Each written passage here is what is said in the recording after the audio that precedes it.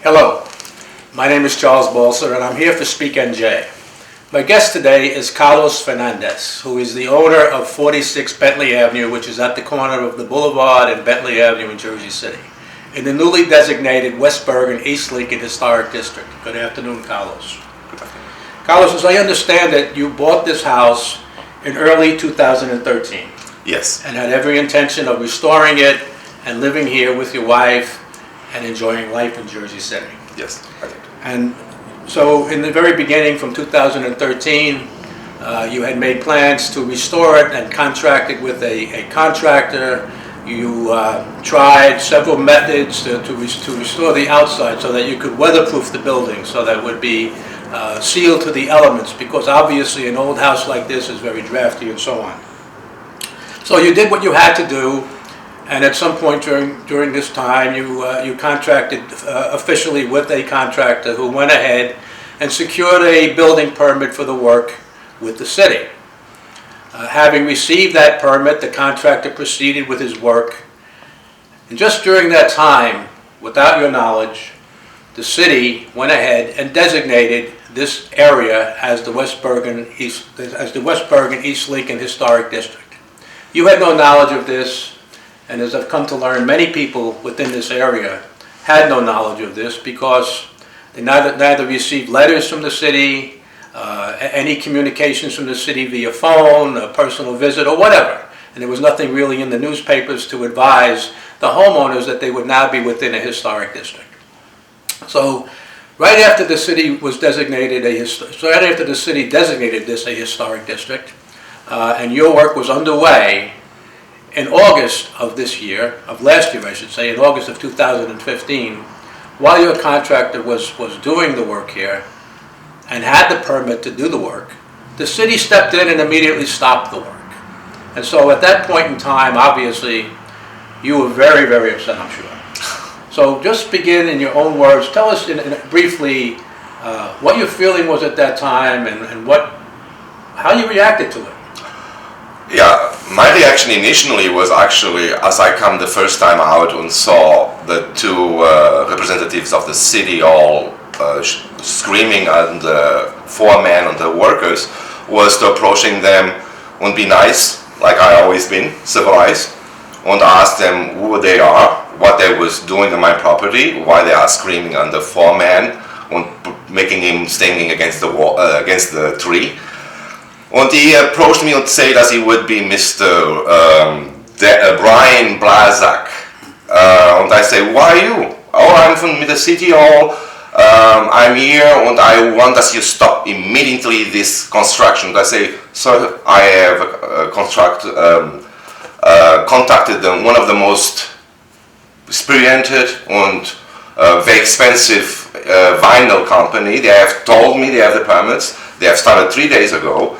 And let me call them. So I called the foreman over the phone. They told me, we have the permits, this is all bull, let's not listen to them. So I've been back to Mr. Bryak and I say, first of all, I need paperwork, I need your ID, and when you cannot producing it, I have to ask you to leave the property. Why? I'm not telling me that there is permits and that you have no right to be here. The man, he and his friend, and I later on figured out this was Dan Reardon, both no wanted to show me no paperwork, why they don't have, and they left. After 20 minutes later, I began to receive phone calls from Mr. Meyer, supposedly the foreman from the license office in the city hall, construction official, screaming at me, saying that I would have to shut down, why don't I would go to jail, and I would receive fees. Right. And I would say, again, sir, I've been speaking to the company telling me there is a license, and he says, I'm from the office of the license, and there is no license. But in point of fact, Carlos, the city did issue a permit. And they did. And then admitted to you that they were in error. They did it. Why then later, 2 days later, we receive a letter from the company with the number of the license. Then the office was saying it was never existent. After then I confront the city hall, 5 days later with that letter, the city hall was completely like, oh, this is impossible, that could never happen. why the computer would stop one permit without the other one. And I said, das ist hier the proof, das ist, you did it. And you did it 1.5 months. Why? Supposedly the district was put into protection on the 1st of July without my knowledge, and nobody in my street. I can bring all my neighbors. And they wrote the permit on the 14th of August. CDO. Yes. So 14th of August they wrote it. The construction 12 started days before they stopped your work, they issued the permit. So they stopped your work on the 26th. on the 26th. This means 1.5 months after the district was declared. Right. They wrote the permit. Yeah. Then again, circa 7 days later, after 2 days the construction was going on, my house was already 3/4 of the wood ripped apart. They're coming in and stop everything. Without no authorizations, without no court papers, without no idea showing me who are these people.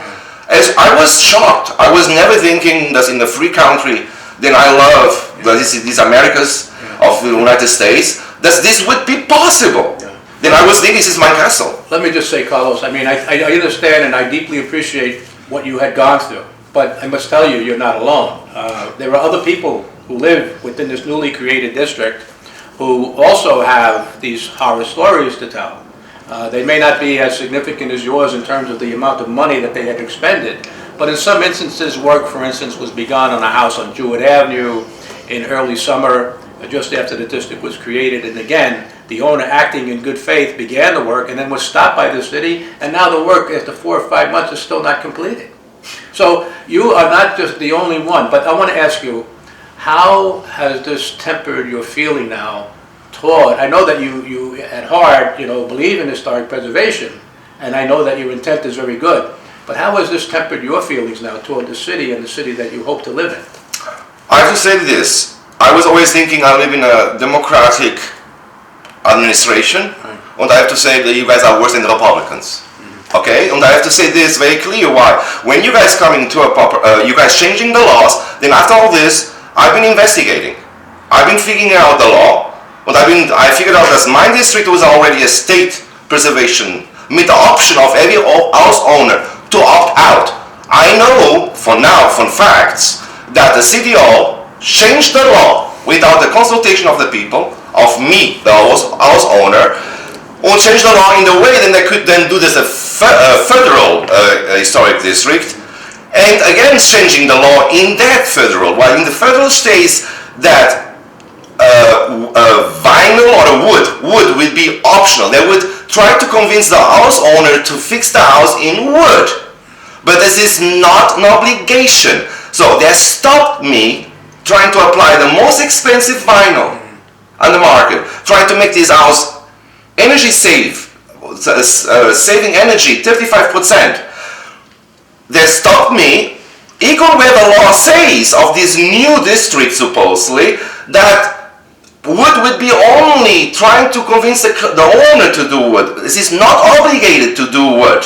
So, and this is what my questions are in the last few months. I think I have to take a lawyer. My lawyer has asked this question several times to the city hall, is when we have to apply now for the vinyl, we have already applied for the most expensive vinyl. How can my client, me, expect to apply for the vinyl and then will be denied on what issue, on what law?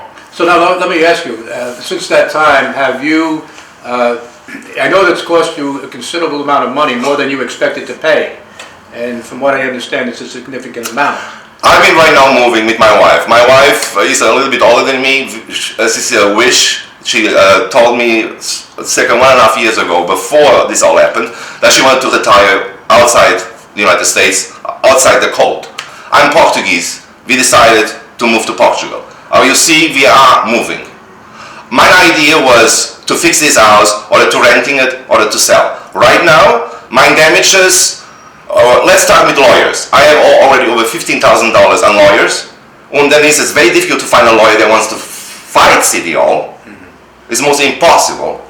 You have to take a young guy that is starting his career and go with that. But I believe I have a case here, and I will fight into the Supreme Court. This is the first. Then I have energy costs. I have my thermometer this year on 78, where normally it was 71. But when I put on 71, this house is a refrigerator. I have 3/4 of my house has no walls. So that is another cost. The cost I cannot sell, I cannot rent. My real estate broker was saying, oh, in fixing it, for the first 2-3 years, I can ask you $4,000 a month. I have 3 floors. I cannot do this now. So I have loss after loss after loss. And this is very funny why I've been then to the first meeting after then all this happened, the preservation committee in the city hall, and they was telling to the people, oh, we will never go to the properties and writing tickets or why you not complying with the law. I have to tell you, they're lying to you. I can show it to you. I know I have it here right now. This is with my lawyer. I have 2 summons from the city hall telling me when my work on this house will go on, I would have to pay over $2,000 a day to the city hall. And I ask you, can you pay $2,000 a day? On the other hand, I cannot do nothing with my house. My house is destroyed. I cannot fix it. I have to ask them now every little thing. Is it wood? Is it what colors? Is it vinyl? Why in the law says I can do vinyl? My neighbors did, why they know people in the city hall. They are good friends. They done it in the same time frame. Vinyl, the cheapest one, white and black. And they put the windstorm windows in metal. They are actually against. When you go and see what they're trying to tell you in the preservation, saying windows has to be all of wood. They did it in metal. 2 weeks ago. I believe it, and you know, Carlos. 2 weeks ago, and I asked you why they know people in the city hall. I don't know nobody there. I like to stay outside the politics, so. And my name is Fernandez, why my wife's name, Nimela, not appears all the time. And that's why this is what they did to me. I think this is a discrimination. I think this is a overpowering of the state. Coming to our property, changing the laws without our knowledge, and then trying to tell us what is the law. Not thinking as a citizen like me, I'm a stupid immigrant, but I can read. And I've been to the law, and the law says very clear that I have the right to put vinyl on my house, in first place. Second, I have the right to decide what I want to do with my property.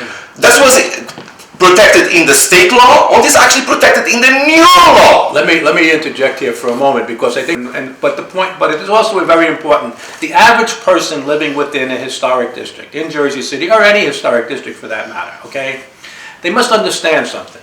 And in Jersey City, we have 4 other historic districts. 4 of them are in the downtown area of Jersey City, okay? And the majority of the houses in those districts are brick and brownstone houses. And if you look at the facades of these houses, they are flush to the, they are connected, and they're all flush to the streetscape and so on. And in most cases, you have anywhere from 8 to possibly 10 windows in the front of a building, and the brick or the facade, whatever it's made of. Here, in the West Bergen, East Lincoln historic districts, where, by the way, the population who lives here, okay, is more economically disadvantaged than the people living in the downtown section, have homes that are essentially cubes. And almost as much as 3 sides of these houses are exposed to the people. Here in Carlos's case, I'm estimating he has about 24 windows that can be I have 57 windows on my house. There you go. And any window in a building that can be seen from the right-of-way or street comes under the jurisdiction of the Historic District Commission. So in other words, it's not as simple as living in downtown where you have to replace, say, 8 to 10 windows. Here, ultimately, if your windows are gone or damaged or bad and you have to replace them, we're talking here 40 to 50 windows possibly. In most cases, it averages about 24 to 30 windows, okay? So these people, and not to mention the fact that many of the homes that are here, such as the one we're in now, are made of wood. Each have a different style to it, have different fancy flourishes to it on the outside, different scroll work. They have eaves, they have porches, and so on, and everything that makes up an old Victorian type home. So the cost factor alone, if you're not living in a historic district, is much higher than living in a historic district in downtown. So, Carlos, on that note, what I would just say is, I think this has really, affected you in terms of your liking of the way Jersey City does business. Okay. Yes, and, I have to say this. Yes. Yeah, and I really, it's unfortunate and it's sad in a way because I know that you were very enthusiastic about coming. I was very excited about Fulop. Actually, as he was elected, I was excited about him. I could not vote for him. I'm not an American citizen until now, but I was excited about him. A young guy that would come in with new energy, but it comes out he's worse than everyone else. He wants to speak to nobody. I was in his office 3 days.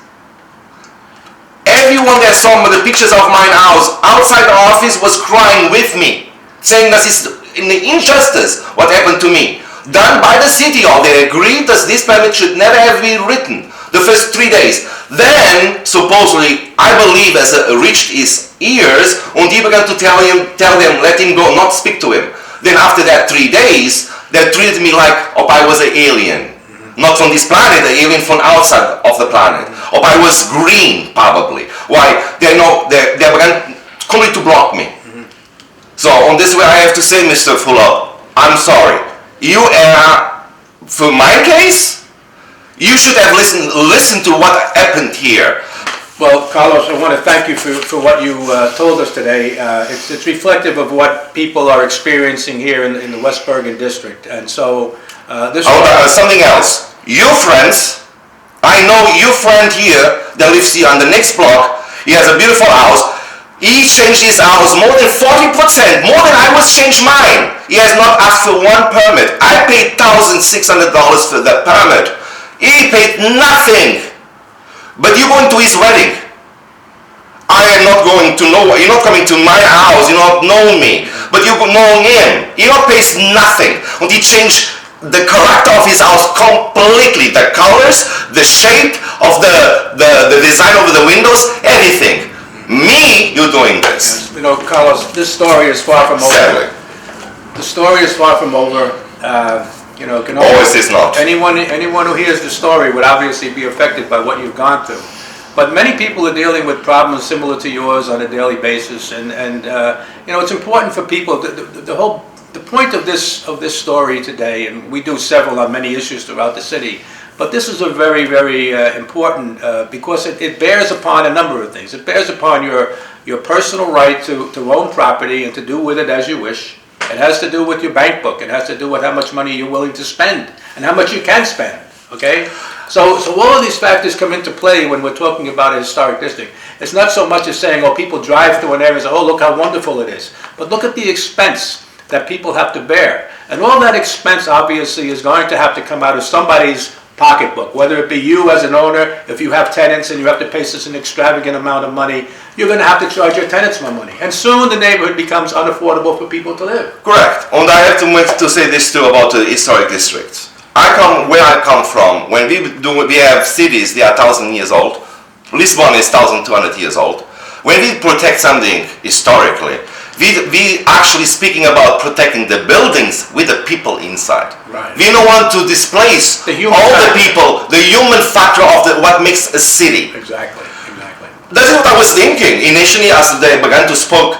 As I listened to rumors, or there was one to make a historic district, I would say, they want to maintain the people here. Mm-hmm. But this is not. Here I have learned in the last 6 months, sadly, that historic preservation in this state of New Jersey or in the United States is not based on the communities that live in the beautiful neighborhood. The houses are value, the architecture is value, the people, nothing value.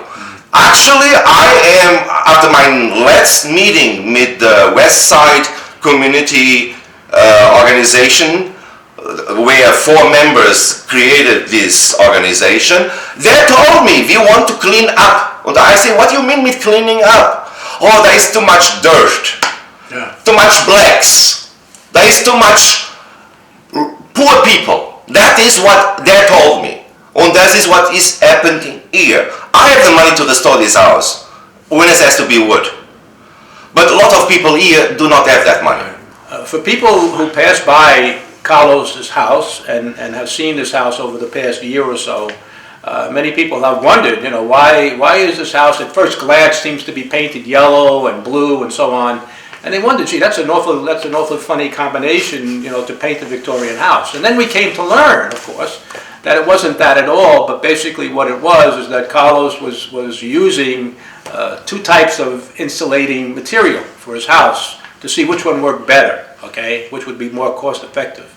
And so that's the story of the blue and yellow of this house.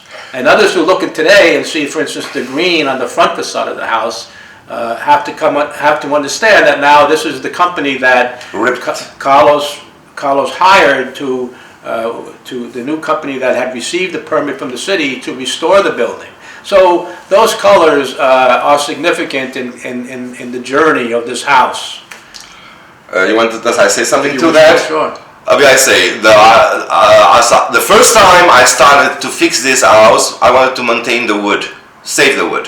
So I tried to begin to paint different colors to find the right color combination. Will this be the end, as would be probably 4 colors, in the old style of the Victorian houses. Then again, now this is what the commission has told me, that is now only a second colors, they are considered historically. When you look at them, I'm sorry, these colors are not historically. Then you don't know American history of construction. I am a designer, I have studied historic houses, especially Victorian houses.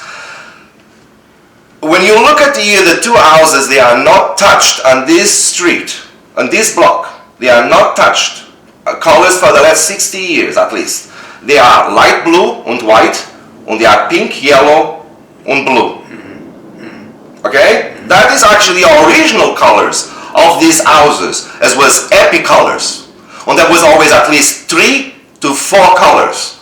That was how these houses was painted. As I buy this house was dark green, everything. Frames, everything. Somebody come up with the idea to close the porch, and then paint it all in one color. Yeah. Good. That is, but not what was original. Right, you're referring to what would be called the Victorian palette that was common, yes, 100 years ago and so on. Yes, on the palette it needs to be vibrant colors, right. Then they are only living colors. Right. What we have right now of this commission, they're calling historic colors. I call it the beige palette. There is no life. It's this is what you see in American streets today. This is where you think you are in LA or in Miami or in New York, and you think this is all the same. Exactly. Yeah. Fini. This is a taste thing. I not come to your property and tell you how to paint your house. Do not come into my property and tell me how to do my house. I did my work. And when you're going on this street and you see all these houses, I show you one on Bergen Avenue. That was not touched for the last 100 years. The colors are burnt yellow, crimson red, white, and dark blue. So people, before you guys, and this is what I told the people from the commission, before you guys come in there and you want to say, I'm historic preservation, you have to have a title. And I figured out that nobody of them has knowledge to be there. They are not designers, architects, or nothing. And they have probably not done their homework. I have done the homework. I have in my books, I have 7 books of lazy historic houses. Historic Victorian houses. And not one of them is in 2 colors, and not one of them is in brown and beige. I'm sorry. Yeah. That is the explanation. He's quite correct. All right. But we understand, Carlos, and we want to thank you very much for your comments today. We wish you success in your fight. Sorry. No. Sometimes I come very strong. I know, Carlos, but I think you spoke from your heart, and we do appreciate that. And again, I want to just tell you that you're not alone. I think you know that. You're not alone in this particular fight. There are many people out there, even today, now in January, who 6 months after the designation are still fighting to have the city rescind the designation. And so we wish you well, and hope everything is well with you. Thank you, Carlos Fernandez. I've been one of the members. I will be fighting with you guys to the end. Thank you, my friend. Thank you.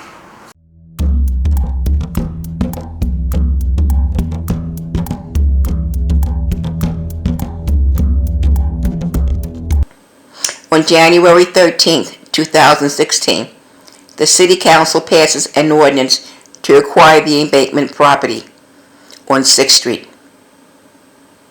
Here is a little history. In 1996, Conrail abandoned the use of this property. Brett Schundler was mayor then, but he had no interest in acquiring the property.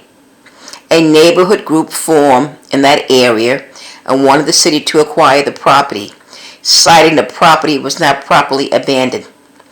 In the meanwhile, a developer named Steve Hyman and his wife acquired this property for $3 million.